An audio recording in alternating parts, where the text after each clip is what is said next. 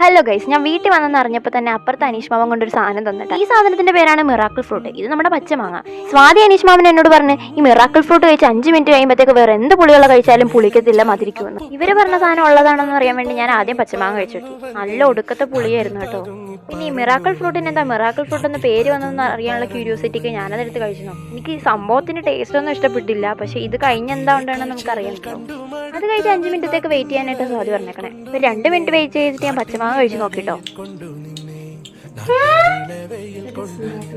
Hello guys, ഞാനിത് act ചെയ്തല്ല കേട്ടോ, ഇതിന്റെ ഒറിജിനൽ റിയാക്ഷൻ ആണ്.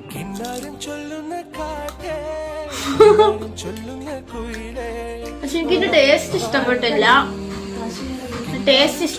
പക്ഷെ മധുരമാണ് ഇതിന്. ആദ്യം ഞാൻ പൊളിച്ച് കഴിച്ച സാധനമാണ്. ഇത് കഴിച്ചു കഴിഞ്ഞ് ഇത് കഴിച്ചപ്പോഴത്തേക്ക് മധുരിക്കുന്നത്. That's miracle fruit. അപ്പോൾ ഗൈസ് സംഭവം ഉള്ള കേട്ടോ. കിട്ടുവാണെങ്കിൽ നിങ്ങളൊന്ന് ട്രൈ ചെയ്ത് നോക്കുക കേട്ടോ. Okay, bye guys.